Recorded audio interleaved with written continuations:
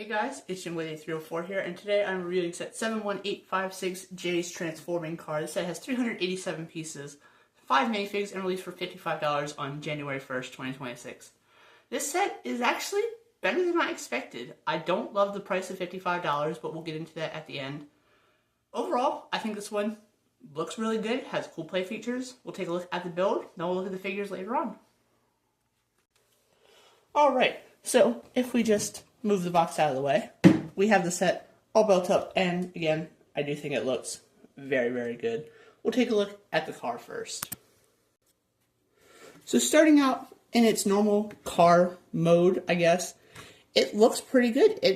It's really sleek. It has a good color scheme going to it. I like the bright light yellow. I think it works pretty well with the blue, and it also works very well with green, if you remember from Lloyd's Jetmech from last year's Summer Wave. It has a couple small stickers for flags on the back here. There's the same thing on both sides, just mirrored, obviously. There is a sticker for the control panel in there, if you guys can see that. There's also another sticker on either side here, and one at the front. Aren't super crucial details, but I do think they look good, and there's also one on each of these spinning base things. We'll get into what that does later on. But overall, the car looks really good. I like the seating area up front. It has a gear shifter, it has a red button for something, and it has a steering wheel. It has basic functions of a car. There's also a flick fire missile at the top, or spring-loaded shooter, rather, which you can remove. And you can also remove this crate back here. They just kind of sit off to the side when you're not in use.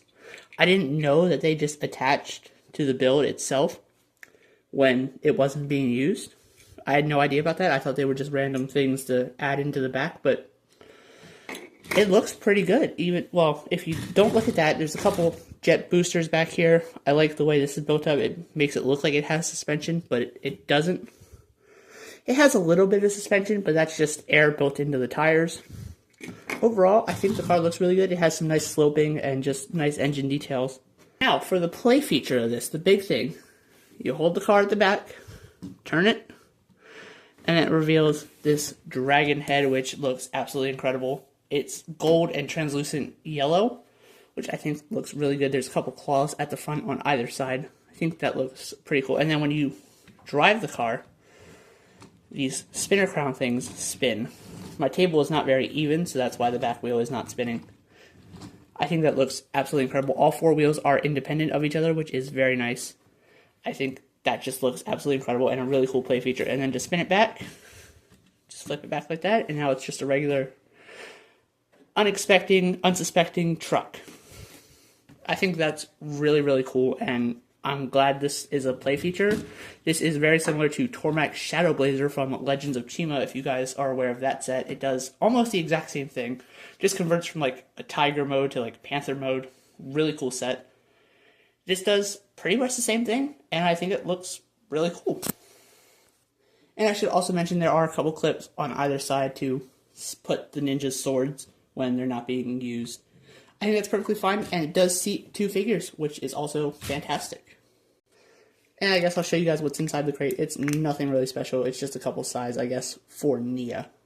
But it's there, and that can just clip right back into that Technic pin there. And this one goes right above it into that Technic hole. And just like that, the car is back together. There is also this tiny little side build. No more than like 20 pieces. It's just there. In the instruction book, it has you put the spring-loaded shooter there. So I guess it's originally the bad guys. Maybe the ninja captured. We don't know. The series is not out as of the recording and posting of this video. But it's just a little bit of terrain. It uses one of those nice new leaf pieces for 2026. And I think they'll continue to look great, and I'm excited to see what LEGO does with them in the future. The first two figures we're going to take a look at are Jay and Nia in their non-dragon form suits. I think these look really good. I love the dragon scaling detail. We don't know how they'll turn into the dragon form or what any of that even means.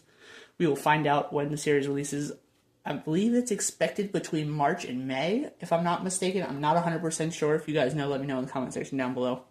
But these two figures do look incredible. I do wish they would have given Jay a regular blue mask instead of a dark blue one. I feel like that's just a misstep by LEGO here. Spinning them around to the back, they have more of that same dragon scale detailing. It's printed very nicely. Nia's dark azure and gunmetal gray color scheme is fantastic. She uses her hair and headband piece for her hair, and Jay uses his as well.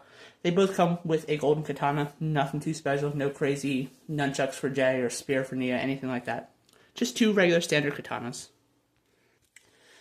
As for their face prints, Jay's, I believe, is new for 2026, and Nia's is the same that we've seen for the past few years now.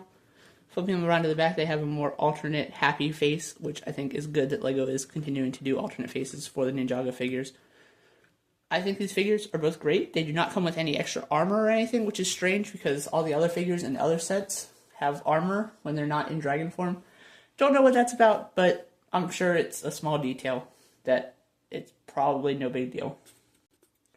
Next up, we might have my favorite figure in the entire set. This is Kai dragon form. He looks absolutely incredible. The dragon scaling detail on his torso and legs with the little claws at his feet look absolutely incredible. I think these figures are going to be very valuable one day. Hopefully not anytime soon, so that way people can get them and have them. But I think these figures do look absolutely incredible. Flipping him around to the back, you can't really see too much. His hood is dual molded with red and dark red, which is a little strange.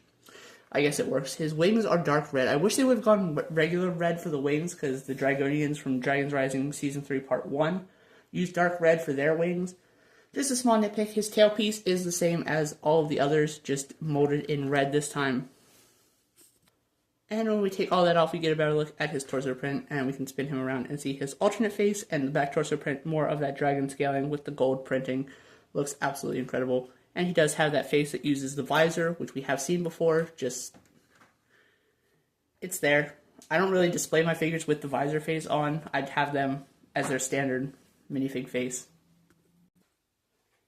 And the last two figures in the set are Loyalist Leader on the left and Earth Monster on the right. I think these two figures look fine. They're the same versions that we've seen in a couple other sets at this point. They look pretty good to me. Not terrible overall. I think they work out pretty nicely. I like the translucent orange armor for the Earth Monster. I think that looks really good. And we're going to do a spoiler in 3, 2, 1 after I take this hood off. So if you don't want to see a potential spoiler for Dragons Rising Season 4, click away or skip to about 20 seconds later in the video. 3, 2, 1. The Loyalist Leader is Dr. LaRoe. I don't know how to feel about that. We'll see how it plays out in the show. I do like her staff build. Overall, it's a fine figure, but the Earth Monster is definitely, I think, the better one. I like the translucent orange armor. I like the tan and gunmetal gray color scheme. I think it works out pretty nicely. Alright, so let's round this out by talking about the value of this set. It is $55 in the United States where I live. $55 feels like too much. I see maybe $40 here. If LEGO was really generous, $35, but I know there's a lot of specialized parts in the set. So I'd be willing to go $40, which is $15 below what suggested retail is. It's a good set. I just wished it was priced a little bit lower. That's really all there is to it. That's all I have to say about it. It's good. It has a lot of great play features, a lot of great design elements to it. I couldn't be happier with this set. I was not expecting much out of this, but the play feature is absolutely fantastic. The details, the figures are great. It's just too much money for this. Let me know what you guys think in the comment section down below. Thank you guys so much for watching, and I'll see you guys in the next video. More reviews are on the way. This is Jim Lady 304, signing off. Bye.